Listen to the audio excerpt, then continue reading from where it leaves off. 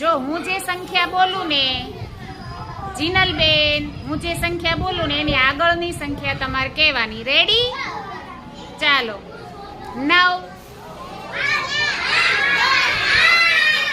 Very good. તો 19.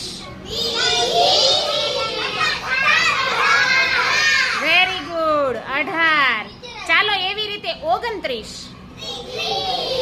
ખોટું. વિચારો 29 હોય તો એની પહેલા સાંભળો ધાર્મિકભાઈ, 29 તો હું બોલી બેટા. 29 ની પહેલા 9